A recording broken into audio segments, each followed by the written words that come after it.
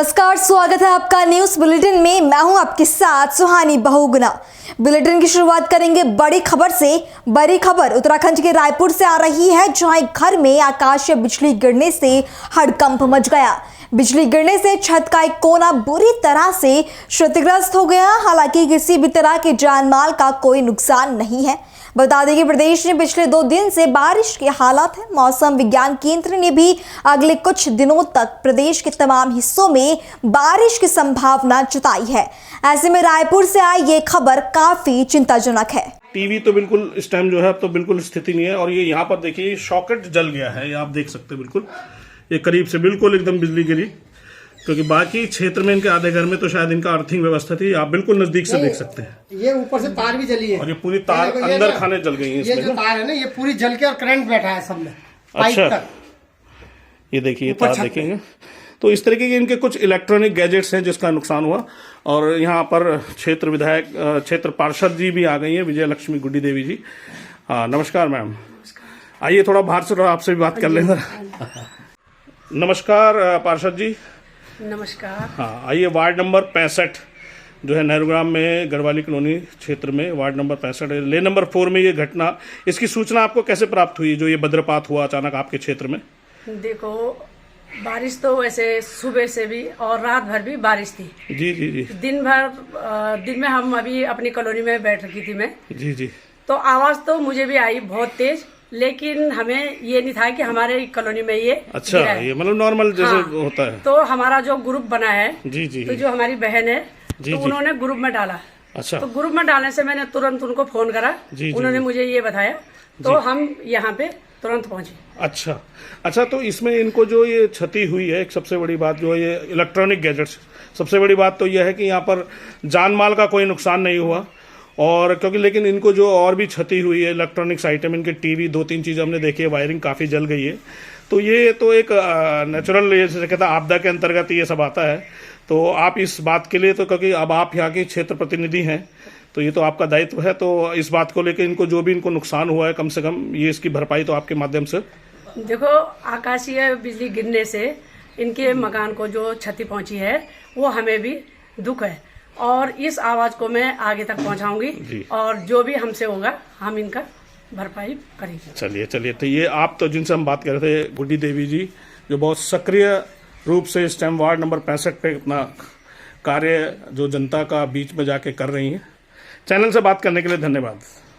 तो उसकी भरपाई अच्छा, बिल्कुल है। नुकसान जो आपका है ये तो क्योंकि ये तो एक आपदा है, और आपदा का भरपाई तो जो भी आप लोग अपनी एक लिस्ट बनाएंगे जो भी आपको लगा हुआ। सबसे बड़ी बात तो देखिए यह है कि आप जान माल का नुकसान नहीं हुआ, क्योंकि अचानक अगर इस तरह से धमाका हो जाए, जैसे आप गिलडियाल साहब बता रहे थे कि एकदम कोई मिसाइल अटैक हो गया। हाँ, क्योंकि ये तो आप ज़्यादा अच्छा अनुभव तो आप कर सकते हैं, क्योंकि दूर बैठे लोगों को तो सिर्फ लगता है कि हाँ एक बिजली कड़की, लेकिन ये तो बिल्कुल नज़दीक हुआ ये घटना। तो आप बिल्कुल निश्चिंत रहिए, आपकी जो भी है ये बात जो है बाकायदा मुख्यमंत्री जी और जो भी आपदा प्रबंधन जो भी देखते हैं विभाग, संबंधित विभाग तक आपके पार्षद जी से हम चाहेंगे, अगर पार्षद जी से बात हैं अच्छा आ रहे। हमारी एक रिक्वेस्ट है कि बस ये पेड़ की आपकी रिक्वेस्ट है जो आप बता रहे हैं। मैं एक बार दोबारा फिर कैमरामैन को बोलूँगा। ये साल का पेड़ है ये पेड़ भी एक बहुत बड़ा कारण है। साल के पेड़ जो बिजली को अट्रैक्ट करते। बिल्कुल बिल्कुल आप सही कह रहे हैं, क्योंकि हाँ ये बिल्कुल है, क्योंकि बस्ती के बीच में हाँ नहीं बिल्कुल है। इलेक्ट्रोमैग्नेटिक वेव्स तो क्योंकि जड़े जमीन में है तो कहीं ना कहीं इसका फर्क पड़ता है। ठीक है मैडम, आपकी बात बिल्कुल चैनल के माध्यम से हम पहुंचाएंगे। और आइए, अभी सूचना प्राप्त हुई है और हमारे संवाददाता भूपेंद्र भट्ट पल्स 24 न्यूज़ से अभी एक वज्रपात हुआ लगभग 1 घंटे पहले। तो यहाँ पर हम जिस परिवार के घर पे ये वज्रपात हुआ है तो उससे वहीं खड़े हैं। नमस्कार जी। तो ये अभी जो वज्रपात हुआ अभी ये कितनी देर पहले हुआ, जरा बताएंगे आप? करीब 1 घंटे पहले। 1 घंटे पहले? अच्छा, तो उस वक्त जिस टाइम बारिश चल रही थी? हाँ, बहुत हल्की बारिश थी। अच्छा। और एकदम से आवाज आई तो हमें तो ये पता नहीं चला कि हमारे घर पे हुआ, हमें तो लगा सामने घर हुआ। अच्छा, हम तो खाना की थाली आप लोग खाना खा रहे थे? अच्छा, आपका शुभ नाम सर? अच्छा गिलडियाल जी आप हैं? अच्छा। तो ये क्या अचानक से मतलब ये है एकदम आपको, आप लोग खाना खा रहे थे और सो रहे थे आराम ऐसा कर? लगा जैसे मिसाइल गिरा हो घर के अंदर। Oh my God. नहीं खा रहे थे, बस खाया भी इधर लगाई थी प्लेट, अच्छा खाना वहीं छूट गया हमारा। जैसे आवाज आई तो हम दाएं बाएं देख रहे हैं कि भाई इधर कहीं लोगों ने बताया पड़ोस के तुम्हारे घर से। हम तो नीचे थे ना। ये देखें आप, मैं थोड़ा सा अभी कैमरामैन से बोलूँ, ये देखिए ये जो वज्रपात हुआ ये पूरा पीछे होल हो गया है। ये अगर हम इसको अभी दिखाएंगे, ये विजुअल्स देखिए किस तरह से भी 1 घंटे पहले ही जो है ये हुआ। अच्छा, आपने यहाँ पर जो है ये जो अर्थिंग वगैरह ये तो इसकी व्यवस्था तो आपने प्रॉपर करी हुई होगी?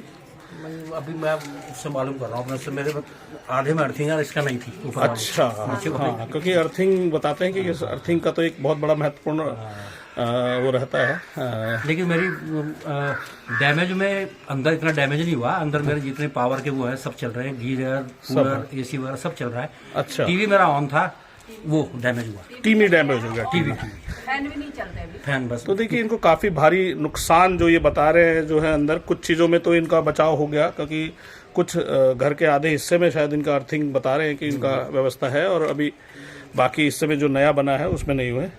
तो आप क्षेत्र से कुछ लोग और भी हैं यहाँ पर। तो आपका शुभ नाम क्या है सर?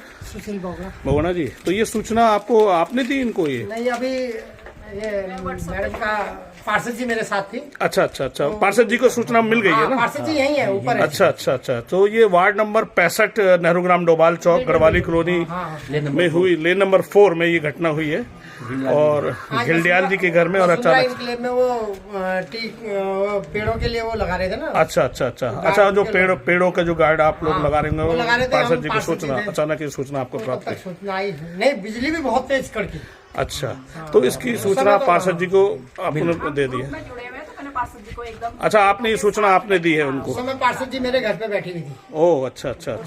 लेकिन तो धमाका बहुत तेज तो था, बहुत जबरदस्त, मतलब यह है। चलिए कोई नहीं, आपको जान माल की क्षति सबसे मेन चीज होती है कि आप लोगों को क्षति थोड़ा ये से पेड़ बचाओ। की भी प्रॉब्लम है, हमें एक रिक्वेस्ट करते हैं, थोड़ा सा इस पेड़ की भी प्रॉब्लम है, क्योंकि घर के आगे पेड़, क्योंकि पेड़ पे ही तो देखिए ये बता रहे हैं कि यहाँ पर ये जो पेड़ होने से, क्योंकि कहीं ना कहीं ये सारी चीजें जो हैं इस तरह की जो आकाशीय जो ये बिजली और ये इस तरह की चीज़ होती है, इस चीज़ को अट्रैक्ट करती है। तो शायद ये इसकी शिकायत कर रहे हैं कि ये पेड़ को अगर यहाँ से रिमूव कर दिया जाए तो शायद, क्योंकि अब ये कॉलोनी हो गया है पूरा, काफ़ी बसा हुआ एरिया है, आप देख सकते हैं। ये लेन नंबर 4 है, गढ़वाली कॉलोनी क्षेत्र 65 नंबर वार्ड। और ये देखिएगा काफ़ी ये जंगल से बिल्कुल घिरा हुआ एरिया है ये। तो चलिए, आपने अभी अपनी बाकी जो नुकसान हुआ है उसकी आपने सूचना, मतलब पूरी लिस्ट बना दी है जो है? हाँ, लगभग है बस। और अभी हमारा जो है वो क्या इलेक्ट्रीशियन वो आएगा शाम को, मेरा जिसने किया ना सब वो शाम आएगा, वो बताएगा। पंखे नहीं चल रहे, बाकी करीब है, फ्रिज कूलर वगैरह एसी भी चल रहा है। चलिए गिलडियाल जी, आप ये है एक मतलब कोई बहुत बड़ी दुर्घटना हो सकती थी, लेकिन उससे बचाव हो गया। वो आपको, चलो उसके लिए आपको हम तो भाई ये कहेंगे कि ईश्वर ने जो है आपके जो है ना, क्योंकि चलिए ठीक है, चैनल से बात करने के लिए आपका धन्यवाद। और ये देखिए मैं आपको दिखा रहा हूँ कि यहाँ देखिए किस तरह से ये पूरा जो बिजली जब वज्रपात हुआ तो किस तरह से ये देखिए इसके अवशेष यहाँ टूटे हुए हैं। और आप नीचे का मैं आपको थोड़ा सा दिखाता हूँ, ये नीचे क्षेत्र में तो ये देखेंगे कितना बड़ा ढंग से वो पूरा गिरा हुआ है। अगली खबर का रुख करेंगे। उत्तराखंड में इस साल 23 जून को विश्व ओलंपिक दिवस के अवसर पर प्रदेश में बड़ा खेल आयोजन करने की तैयारी है।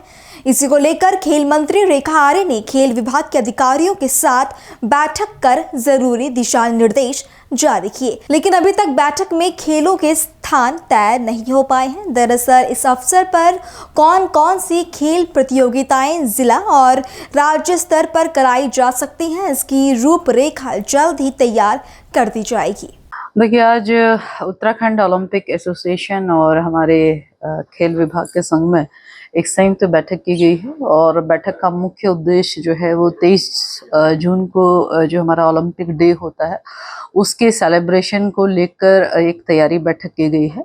अभी बहुत सारे बिंदु चर्चा का हिस्सा बने हैं, जिसमें प्रतियोगिताओं से लेकर किस प्रकार से पूरे प्रदेश भर में 13 जनपदों में कार्यक्रम किए जाएंगे उसकी रूपरेखा की अभी चर्चा की गई है। अभी फाइनलाइज नहीं किया गया है किस किस प्रकार की प्रतियोगिता कौन कौन से जनपदों में रहेंगी, कौन कौन सा गेम कौन कौन से जनपद में प्रचलित हैं, किस प्रकार से ओपन एंट्रीज रहेंगी, किस प्रकार से बच्चों का रजिस्ट्रेशन रहेगा, किस प्रकार से हमारे चाहे वो राष्ट्रीय अंतर्राष्ट्रीय स्तर के खिलाड़ियों को फाइनल डे यानी कि 23 तारीख को समापन के समय में किस प्रकार से किन किन को आमंत्रण रहेगा, इन सब बिंदुओं पर आज चर्चा की गई है।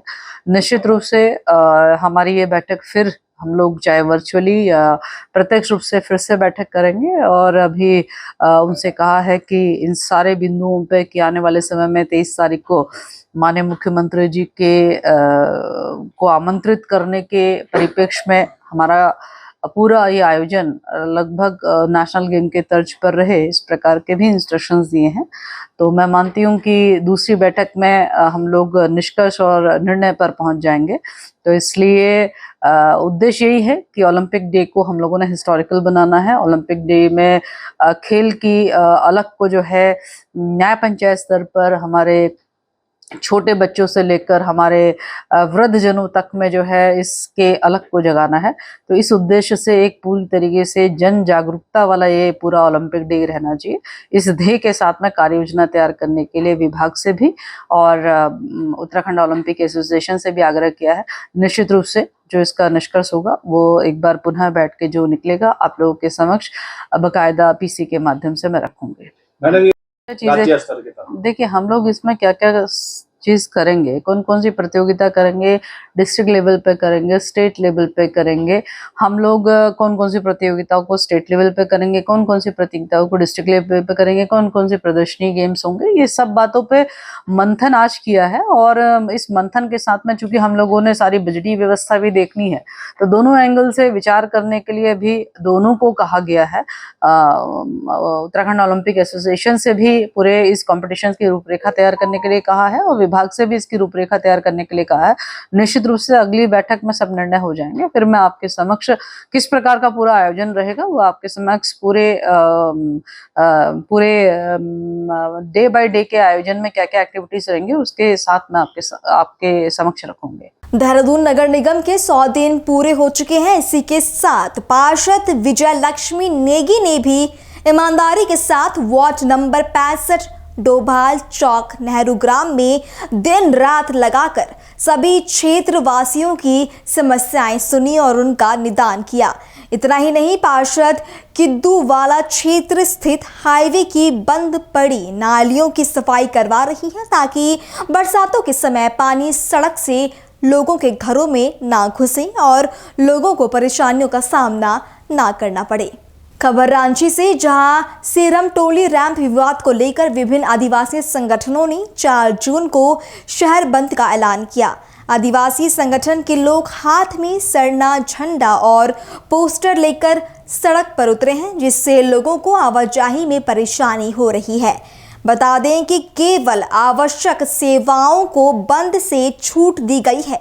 वहीं इस दौरान कई लोग हाथों में सरना धर्म कोड लागू करो, आदिवासी जमीन की लूट और सादा पट्टा पर रोक लगाने की मांग सहित कई अन्य मांगों के पोस्टर लिए भी दिखाई दिए। अगली खबर ओडिशा की पुरी से, जहां प्रसिद्ध खाजा मिठाई को लेकर पर्यटकों के साथ धोखा किया जा रहा है।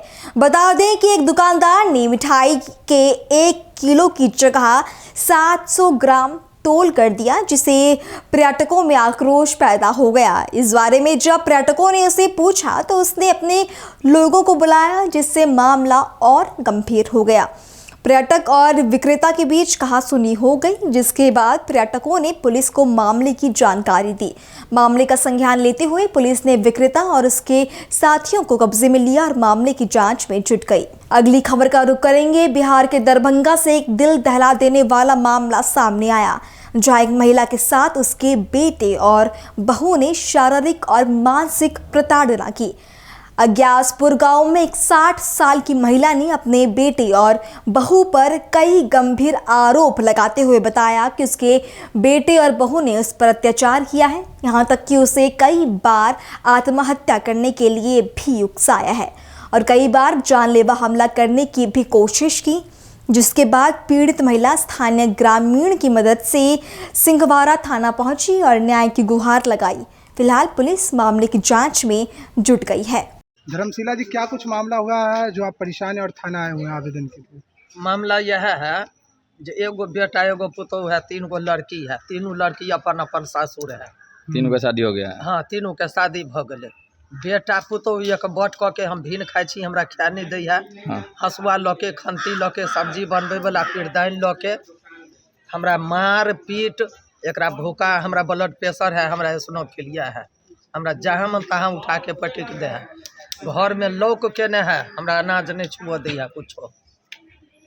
हम अपन अखनी के भूखल हम खाना बना के धैली, हमरा खाए नहीं देलक। अच्छा, कौन मारपीट किया आपके साथ? बेटा पुतोह। बेटा पुतो दोनों? हाँ। क्या नाम है बेटा का? बेटा के ओम प्रकाश। ओम प्रकाश। घर कहाँ है? घर अथी अज्ञासपुर। अज्ञासपुर। हाँ। सिंगवाड़ा थाना का ही मामला है। हाँ। तो आपने इसकी शिकायत थाना में आके दिए? हाँ, नहीं आइए, केते दिन से हम बर्दाश्त करे छे। अच्छा। लेकिन आई नहीं भेले हमरा बर्दाश्त। हाँ। टोला मोहल्ला के आदमी कोई भी जाए छे, अंगना से भगा दे है, गाड़ दो के मार के। पड़ोसिन दियाद छे, काल में ओकरे डर से घेर लेलकै हन, लेकिन वो बजले हन तो ओकरा माय बाप के गोड़ तोड़ देलकै हन मार के।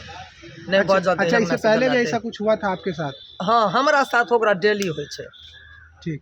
हमरा साथ वो डेली करे है। अज्ञासपुर में कौन सा वार्ड, कौन सा पंचायत पड़ता है? अथी में 9 में। 9 में।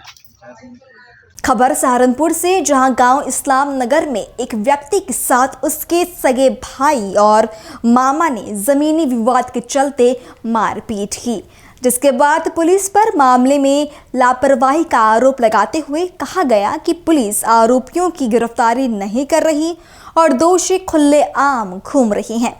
यहां तक कि आरोपियों ने पीड़ित पर मुकदमा वापस लेने का दबाव बनाया और मुकदमा वापस न लेने पर जान से मारने की धमकी दी, जिसके बाद पीड़ित ने एसएसपी से न्याय की गुहार लगाई है।